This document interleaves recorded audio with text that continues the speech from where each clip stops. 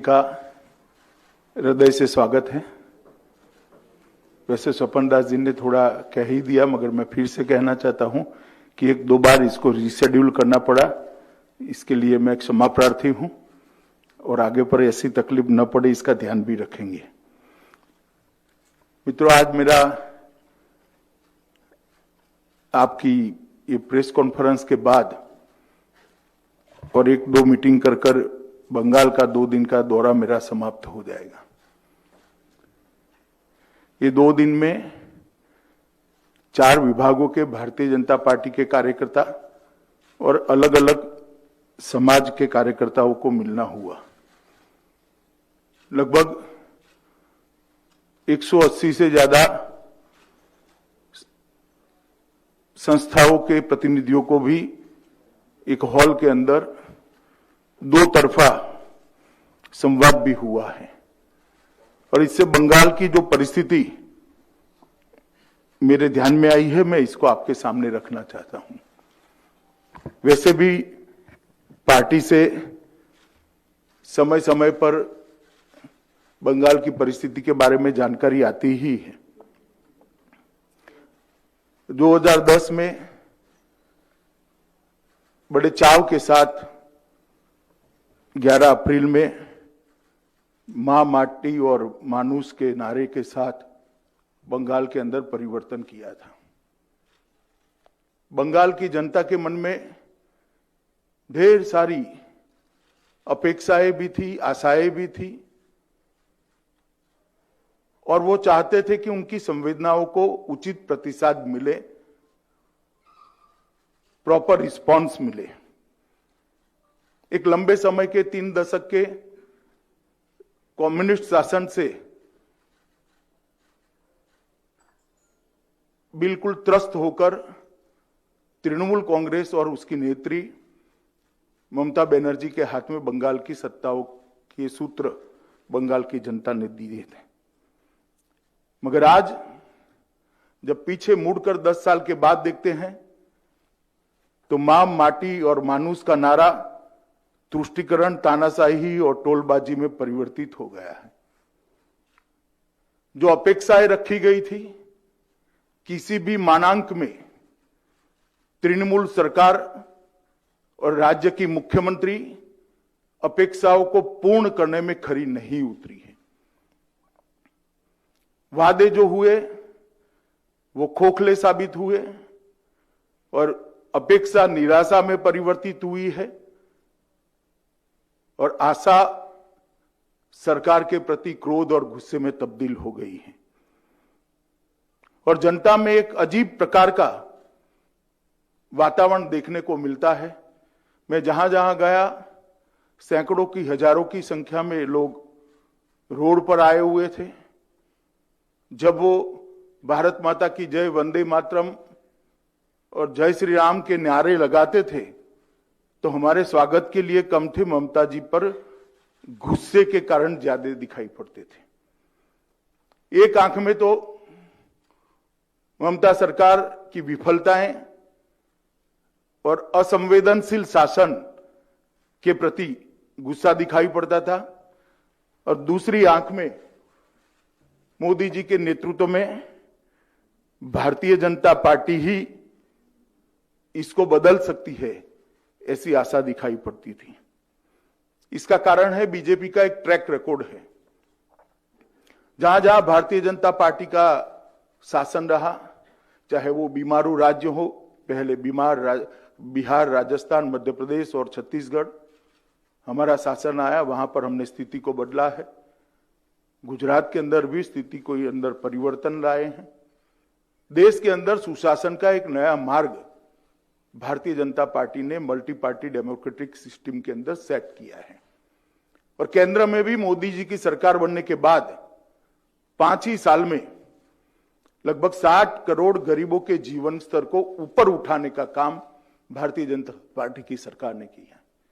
चाहे धन धन का अकाउंट देना हो, उसको अर्थतंत्र के साथ जोड़ना हो, चाहे घर देना हो, घर के अंदर गैस का सिलेंडर देना हो, बिजली देनी है, शौचालय देना है और अब शुद्ध पीने का पानी देना है। किसानों को हर साल 6,000 रुपया देना, और गरीबों को 5 लाख तक की स्वास्थ्य की सुविधाएं देना, एक नया आशा का संचार 60 करोड़ गरीबों के लिए किया है। और मैं बंगाल की जनता को आश्वस्त करने आया हूं कि आपने कांग्रेस को भी एक मौका दिया, कम्युनिस्टों को भी मौके बार बार दिए और 2 बार ममता दीदी को भी दिया। एक मौका मोदी जी के नेतृत्व में भारतीय जनता पार्टी को दे दीजिए। हम 5 साल में सोनार बांग्ला बनाने का आपको वादा करते हैं। हमारा लक्ष्य स्पष्ट है, बंगाल के अंदर विकास हो, देश की सीमाएं सुरक्षित हो, बंगाल के अंदर घुसपैठ रुके। तृणमूल कांग्रेस का एकमात्र लक्ष्य है, दीदी का एकमात्र लक्ष्य है कि अगली टर्म में भतीजे को मुख्यमंत्री बना देना। अब बंगाल की जनता को तय करना है कि परिवारवाद चाहिए या विकासवाद चाहिए। बैड एडमिनिस्ट्रेशन का एक नया सूत्रपात, एक नया अध्याय ममता बनर्जी के नेतृत्व में बना है।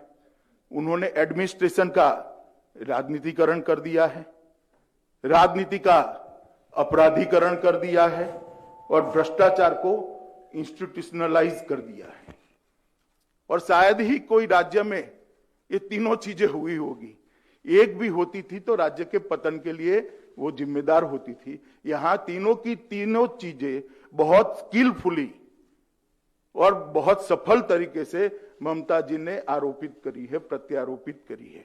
मैं फिर से रिपीट करना चाहूंगा, एडमिनिस्ट्रेशन का संपूर्ण राजनीतिकरण करा है, राजनीति का संपूर्ण अपराधीकरण करा है और भ्रष्टाचार को इंस्टीट्यूशनलाइज करने का काम ममता बनर्जी ने किया है। भ्रष्टाचार के उदाहरण मैं देना नहीं चाहता, कई बार मैं बंगाल की जनता और आप लोगों के सामने बोल चुका हूं, पूरी सूची है मेरे पास, आप पूछोगे सवाल में तो बता भी दूंगा। मगर साइक्लोन और कोरोना की महामारी में भी, सहायता में भी भ्रष्टाचार करने से तृणमूल की कैडर नहीं चुकी है, पीछे नहीं पड़ी है। ये इसका सबसे निकृष्ट और लेटेस्ट उदाहरण है। तुष्टीकरण से बंगाल की जनता के बहुत बड़े वर्ग के मन में क्या हम सेकंड ग्रेड सिटीजन है, ऐसा असुरक्षा का भाव खड़ा हुआ है। ढेर सारे मामले हैं तुष्टीकरण के, और तुष्टीकरण यहां तक पहुंचा कि एक प्रकार से बंगाल में 3 कानून है, एक अपने भतीजे के लिए, दूसरा अपनी वोट बैंक के लिए और तीसरा आम बंगाली के लिए। शायद ही देश में कोई एक राज्य होगा जहां 3 कानून चलते होंगे। कानून की पुस्तक में तो एक ही कानून है, मगर इंप्लीमेंटेशन के लिए 3 कानून है। भतीजे के लिए अलग है, अपनी वोट बैंक के लिए, वोट बैंक से आप समझ ही रहे हो मैं क्या कह रहा हूं, और बंगाल की जनता के लिए एक अलग कानून है। इस प्रकार का शासन शायद ही हमने देखा है। अभी अभी मैंने देखा ममता दीदी गड्ढे भरने का वादा कर रही है। मेरा उनसे विनम्र सलाह है, मैं आयु में छोटा हूं मगर राजनीति बहुत देखी है मैंने, पूरा देश घुमा हूं, कि दीदी अब गड्ढे भरने से कुछ नहीं होगा, जनता के भरोसे में बड़ा गड्ढा भर गया है, वो 6 माह में कभी भरा नहीं जा सकता। तो अब आप निरर्थक प्रयास रहने दीजिए। महिला सुरक्षा एक महत्वपूर्ण मुद्दा होगा। मैं अभी आया तो उन्होंने कोई और राज्यों के बलात्कार के उदाहरण देकर सोशल मीडिया में कुछ सवाल खड़े किए। मैं आज ममता दीदी को शार्प क्वेश्चन पूछना चाहता हूं कि 2018 के बाद आपने नेशनल क्राइम रिकॉर्ड ब्यूरो को आपके राज्य के, बंगाल के गुनाह के आंकड़े, क्राइम का रिकॉर्ड क्यों नहीं भेजा है? क्या छिपाना है आपको और क्यों छिपाना है? देश की जनता, दुनिया और बंगाल की जनता जानना चाहती है कि बंगाल के लॉ एंड ऑर्डर की सिचुएशन क्या है। क्यों आप नेशनल क्राइम रिकॉर्ड ब्यूरो को सब राज्य अपने आंकड़े भेजते हैं? भेजना नहीं चाहती हूं। मेरे पास 2018 के आंकड़े हैं। तृणमूल कांग्रेस के कार्यकर्ता, चूंकि मैं देश का गृह मंत्री हूं, मुझे पूछते हैं कि भाजपा शासित राज्य में क्या है। इसका जवाब वो राज्य में जाकर हम देंगे, और अगर किसी को चर्चा करनी है तो वो राज्य में हमारे आने के पहले के आंकड़े और आज के आंकड़े ही लेकर मोदी जी का एक ट्रैक रिकॉर्ड रहा है। मोदी जी ने बंगाल के विकास के लिए ढेर सारे काम किए हैं।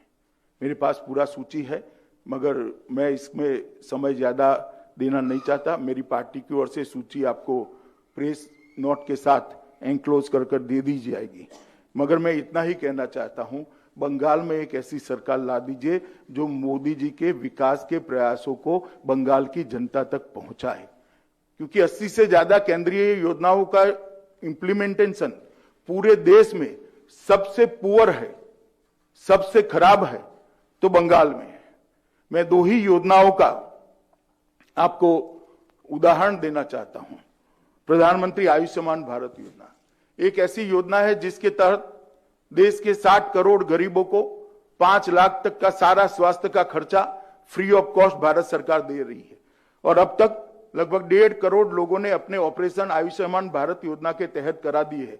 मगर दुर्भाग्य की बात है कि बंगाल के एक भी व्यक्ति इसमें ऑपरेशन नहीं कर पाई। किसान सम्मान निधि, हर किसान के खाते में सीधा 6,000 रुपया, कोई बीच में कैडर नहीं है, कोई टोलबाजी नहीं है, कोई कमीशन नहीं है। बैंक अकाउंट में सीधा 6,000 रुपया मोदी जी भेजते हैं, मगर यहां से किसानों की सूची और बैंक अकाउंट नहीं देते हैं। अब तक 95,000 करोड़ रुपया देश भर के किसानों को गया है, मगर बंगाल के किसानों को कुछ नहीं मिला है। मैं पूछना चाहता हूं, बंगाल के किसान का गुनाह क्या है? क्यों उसको ये 6,000 रुपया नहीं मिलता है? क्यों बंगाल के गरीब को ये 5 लाख तक की सुविधा नहीं मिलती है? ऐसी ढेर सारी योजना है और हर महीने एक पत्र लिखती है कि ये पैसा हमें दे दो। मुझे तो कोई आपत्ति नहीं है, मगर इसके रूल्स बने हैं देश भर में। हमारे एक कार्यकर्ता ने कहा कि साहब ये क्यों मांग रही है, आपको मालूम है? मैं नहीं मांगता, मैं नहीं समझता क्यों मांग रही है। मैं कहना नहीं चाहता, क्योंकि सार्वजनिक जीवन की सूचिता ही नहीं रहती। ये पैसा कैडर की भेंट चढ़ जाएगा अगर उनके हाथ में गया तो।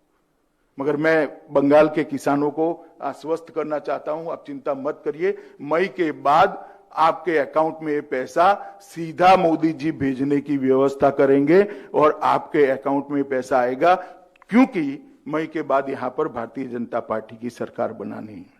मित्रों, योजनाओं के नाम बदलकर अपने नाम पर रखना और अपनी योजना कर प्रचारित करना, इससे बंगाल का भला नहीं होगा।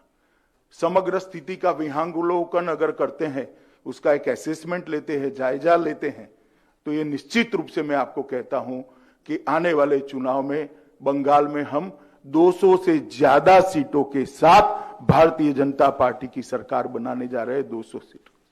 ये सभागार के अंदर बहुत सारे पत्रकार हैं। जब प्रेस क्लब के हॉल के अंदर मैंने 22 सीटें कही थी, आपके चेहरे की मैंने मुस्कान देखी थी। इस बार आप नहीं हंसते हो, इतना अच्छा है, क्योंकि 18 सीटें हम जीत चुके हैं। मैं फिर से एक बार रिपीट करना चाहता हूं कि इस बार मुस्कुराने का टाइम मेरा है। 200 से ज्यादा सीटें जीतकर भारतीय जनता पार्टी यहां सरकार बनाने जा रही है और यहां पर तृणमूल का शासन समाप्त होने जा रहा है। ये बंगाल की जनता का मिजाज है, मोदी जी के प्रति बंगाल की जनता का विश्वास है और मोदी जी को बंगाल की जनता का आशीर्वाद है। जिस जनता ने लोकसभा में इतना अच्छा प्रतिसाद दिया है, वो जनता बंगाल के भले के लिए भी हमें जरूर एक मौका देगी, इसका मेरा भरोसा है। मैं फिर से बंगाल की जनता को करबद्ध निवेदन करने आया हूं कि आप भारतीय जनता पार्टी को एक मौका दीजिए। नड्डा जी के नेतृत्व में भारतीय जनता पार्टी बंगाल के चुनाव को बहुत गंभीरता से ले रही है, क्योंकि इसके साथ देश की सुरक्षा भी जुड़ी हुई है और देश का एक अति पिछड़ा गरीब जनता के भले का भी सवाल है। दोनों मुद्दों को लेकर हम बंगाल की जनता के बीच में भी जाएंगे और परिवर्तन तक इसको ले जाएंगे, इसका मुझे भरोसा है। अब आप आपके सवाल पूछ सकते हो। स्वपन दा एक के बाद एक सबको कहेंगे। तो আপনারা বাংলাতেও জিজ্ঞেস করতে পারেন, হিন্দি, ইংরেজি যে কোনো ভাষায় যদি দরকার হয় এখানে কেউ অনুবাদ করে দেবে। হাত লিস্ট আছে তোমার কাছে, এখানে অলরেডি পাঠিয়েছে। প্রথমে এবিপি থেকে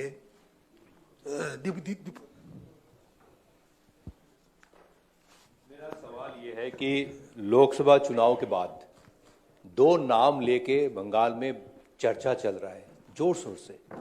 एक क्रिकेटर सौरभ गांगुली और एक तृणमूल के नेता और मंत्री शुभेंदु अधिकारी। ये कहा जा रहा है कि पार्टी संबंध करने की कोशिश कर रहे हैं, पार्टी में लाने की कोशिश हो रही है। अरे बहुत लंबी सूची है, दो में कहां अटक गए। मेरा किसी ने संपर्क नहीं करा, मगर सूची बहुत लंबी है, इतना मैं कहना चाहता हूं। चलिए नेक्स्ट। आपके साथ कोई संबंध हुआ है? नहीं, मेरा नहीं हुआ, मगर बहुत लंबी सूची है, इतना मुझे मालूम है। जिनसे संपर्क होता है वो लोग बताते हैं। आप दो नाम तक सीमित मत रहिए, आगे बढ़िए। चलिए। अच्छा, Rohit, times of India. I'm sorry, I'm asking names কেন মাস্কে অনেক সময় we can't recognize. Sir, of late there had been some developments in the hills. Bimal Gurung, he has announced his severance of his ties with the BJP. तो पहाड़ में अभी जो situation है उसको आप कैसे देख रहे हैं? और एक सवाल और है सर कि आने वाले चुनाव में how will you ensure that people they get to cast their votes despite violence? देखिए, जहां तक बिमल गुरुंग का सवाल है, हम कल भी मानते थे कि वो गोरखाओं के लिए लड़ रहे हैं। आज भी हम मानते हैं कि वो गोरखाओं के लिए लड़ रहे हैं। मगर मैं सवाल जरूर तृणमूल कांग्रेस को पूछना चाहता हूं, जिन पर 1100 से ज्यादा मुकदमे जड़ दिए, आज आपके साथ बैठे हैं, अब क्यों अरेस्ट नहीं हो रहा है? वो क्योंकि आपके साथ आ गया। पॉलिटिकल वेंडेटा का इससे बड़ा एग्जाम्पल कोई हो नहीं सकता।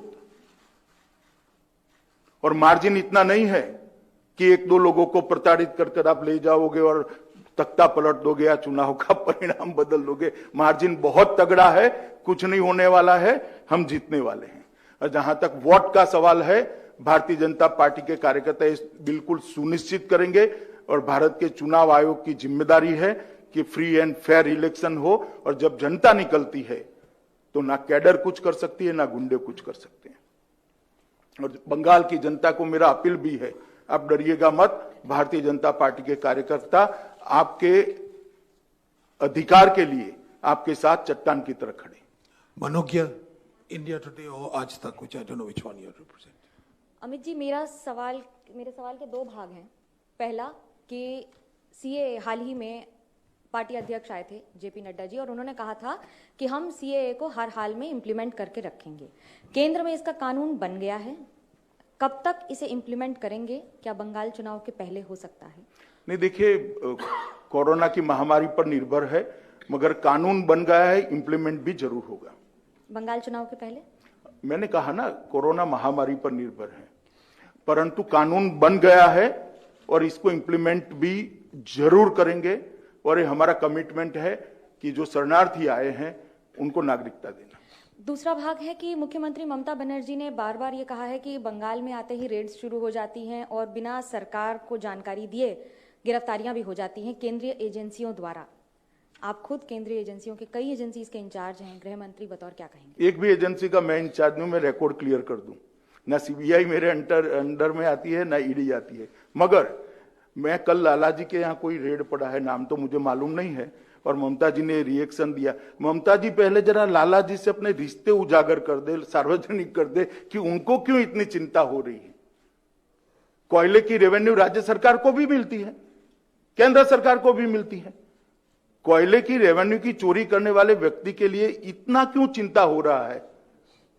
ये महिलाओं के अपराध के आंकड़े कम करने के लिए इतनी चिंता करी होती तो ज्यादा अच्छा होता। वर्तमान Raju.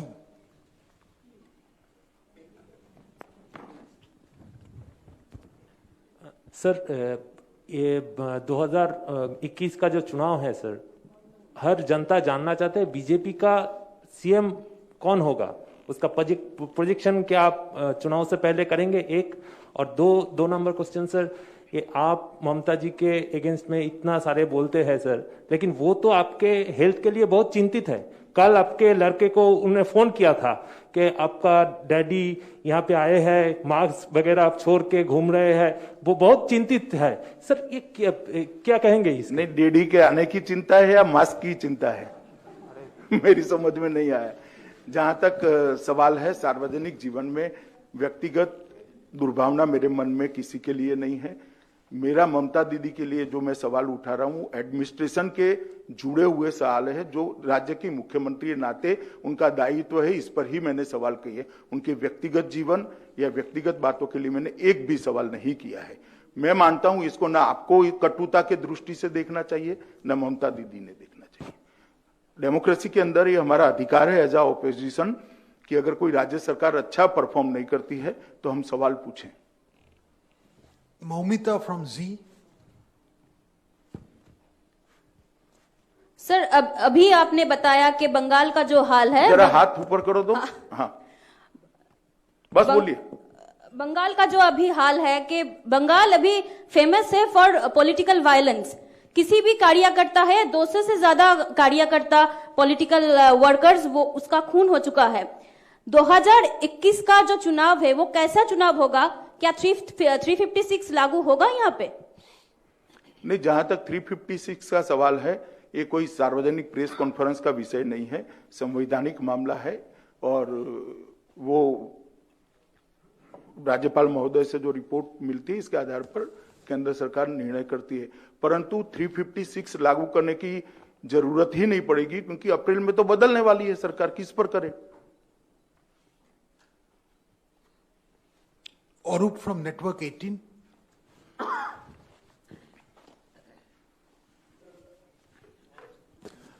Sir, Arup from TV18 network. Sir, you are repeatedly telling that you are going to get 200 plus seats in forthcoming assembly election. What are the areas of concern which BJP must have to address in the forthcoming election, before the forthcoming election? First, and the next is why BJP is not projecting any chief minister face before assembly election? नहीं, जहां तक chief minister face का सवाल है, party का parliamentary board और party के राष्ट्रीय अध्यक्ष ही निर्णय करेंगे करना या नहीं करना, और करना तो किसको करना। मगर देश में हम बहुत सारे चुनाव फेस तय करे बगैर लड़े हैं। जैसे यूपी 3/4 मेजोरिटी से जीते, हमारा कोई फेस नहीं था उस वक्त जब चुनाव में गए। ढेर सारे चुनाव हम ऐसे ही लड़े हैं, जीते हैं। और जहां तक कंसर्न का सवाल है, हमें आपकी मदद चाहिए, आप हमारी बातों को लोगों तक पहुंचाइए और ममता जी के दबाव में मत आइए, इतना ही है, बाकी सब हम कर देंगे। Satyajit from CN. सर, मेरा सवाल है आपसे कि अब 200 सीट्स के बारे में जिक्र कर रहे हैं, पहले 18 सीट के बारे में भी जिक्र किए थे, तो इसका बुनियाद क्या है? और दूसरा सवाल है कि इस राज्य में बीजेपी का विस्तार आपके जाने के बाद और फिर आने से पहले किस तेजी से हो सकता है, और वायलेंस क्या होगा वो किस में? आप तो गृह मंत्री हैं। देखिए, वायलेंस तो तृणमूल कांग्रेस पर निर्भर करती है, और जहां तक 200 सीटों का बेसिस का सवाल है, भारतीय जनता पार्टी ने विगत 5 सालों में अपने संगठन को हर बूथ तक फैलाया है। और दूसरा, बंगाल की जनता के मन में जिस प्रकार की अविश्वास तृणमूल कांग्रेस पर खड़ा हुआ है, गुस्सा जिस तरह से खड़ा हुआ है, स्पष्ट दिखाई पड़ता है कि इस बार परिवर्तन होगा और बहुत बड़ा परिवर्तन होने जा रहा है। प्रतिदिन रूपायन।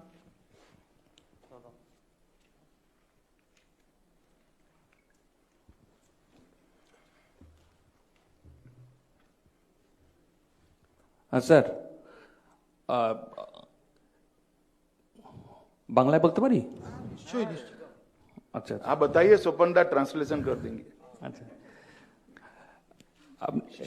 আপনি দলীয় বৈঠকে 2021-এর নির্বাচনকে সামনে রেখে কিছু বিষয় বলেছেন যে বিভিন্ন সম্প্রদায়ের মানুষজনকে বুথ কমিটিতে নেওয়া থেকে শুরু করে এবং মহিলাদের বিশেষ গুরুত্ব দেওয়ার বিষয়টা, এইটা যদি একটু বলেন। बाबुल ट्रांसलेट करेंगे, आप उनका हिंदी मेरे से। बोलो बाबुल। महिलाओं के विषय में आपकी क्या सोच है यहाँ के बंगाल में, ये जानना चाहते हैं। नहीं, सबसे पहले तो डेवलपमेंट, भारतीय जनता पार्टी का सोच महिलाओं के सम्मान के प्रति हमेशा समर्पित रहा है। हम चाहते हैं कि बंगाल में भी इनकी शिक्षा की व्यवस्था हो, सुरक्षा की व्यवस्था हो और रोजगारी के समान मौके महिलाओं को उपलब्ध करने चाहिए और विशेषकर सुरक्षा सुनिश्चित कर देनी चाहिए। रिपब्लिक के शुरागना। नमस्कार सर, आपसे एक सवाल ये है कि पश्चिम बंगाल की बॉर्डर जो है वो पोरस बॉर्डर है।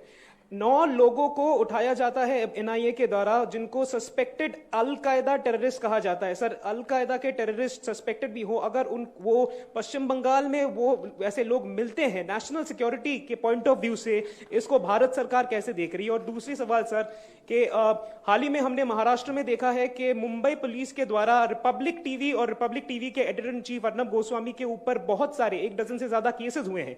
उन पे क्या ये नहीं लगता कि ये मुंबई पुलिस और महाराष्ट्र की शिवसेना गवर्नमेंट जो है वो पर्सनली अटैक कर रही है? उनको अपने घर से मुंबई पुलिस जो है वो उठा के लेके जाती है, और केसेस जो हैं वो बहुत पुराने और नए रोज उनके ऊपर एफआईआर हो रहे हैं। आपकी क्या प्रतिक्रिया है सर पूरे विषय? प्रतिक्रिया तो मैं ट्विटर पर दे चुका हूं कि प्रेस की स्वतंत्रता को किसी भी पार्टी या सरकार ने बाधित नहीं करना चाहिए, मगर कांग्रेस का इमरजेंसी के समय से एक कल्चर रहा है, एक संस्कृति रही है। हम इसके विरुद्ध है और मेरी पार्टी ने भी इस पर कड़ी प्रतिक्रिया जाहिर की है कि ऐसा नहीं करना चाहिए। जहां तक देश की सुरक्षा का सवाल है, न केवल बंगाल, हर जगह पे जहां जहां इस प्रकार के एलिमेंट्स पाए जाते हैं, हम निर्ममता के साथ इनके साथ व्यवहार कर रहे हैं और कानून की एजेंसियां जो है वो अपना काम बहुत अच्छे तरीके से कर रहे हैं। Final question, I think Munideepa you had your hand up. Mister Shah, नमस्कार। वांटेड टू आस्क यू, ये जो आप आए कल, तब से ये प्रश्न जरूर मन में है कि बिहार आप नहीं गए, बंगाल आ गए, इलेक्शन अब तक डिक्लेयर नहीं हुआ है, किस लिए? अचानक फोकस बंगाल पर, या ये आपका स्ट्रैटेजी ही है? नहीं, बिहार मेरे न जाने का एक ही कारण था। मैं खुद कोरोना ग्रस्त हो गया था। कोरोना की आफ्टर इफेक्ट के कारण थोड़ा वीकनेस था। 5 तारीख से मुझे बाहर निकलने की मेरे डॉक्टरों की अनुमति मिली और 5 तारीख को वहां प्रचार समाप्त हो रहा था। और जहां तक बंगाल पर विशेष फोकस का है, हाँ जी है, हम फोकस करना चाहते हैं, लड़ना भी चाहते हैं और जीतना भी चाहते हैं।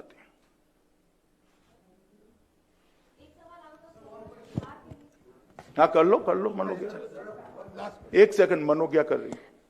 मुख्यमंत्री नीतीश कुमार ने कहा है कि ये उनका आखिरी चुनाव होगा, इसे आप कैसे देखते हैं? और बिहार के रिजल्ट पर अगर कुछ कहें, क्या एक्सपेक्ट? देखिए, जहां तक रिजल्ट का सवाल है, पूर्ण बहुमत की भारतीय जनता पार्टी की सरकार बनने वाली है और एनडीए के नेता नीतीश जी की शपथ होने वाली है। सर एक सवाल, एक सेकंड, नीतीश जी के रिटायरमेंट पर मैं कोई टिप्पणी करना नहीं चाहता।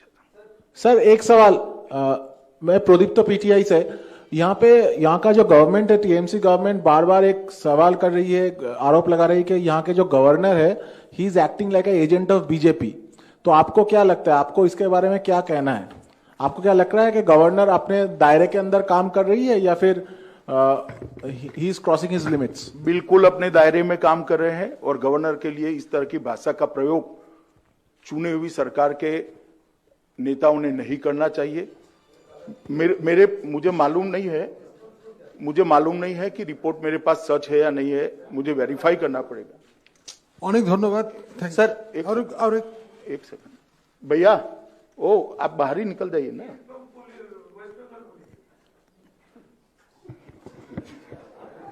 लाइव चल रहा है, इतना बता दो इसको।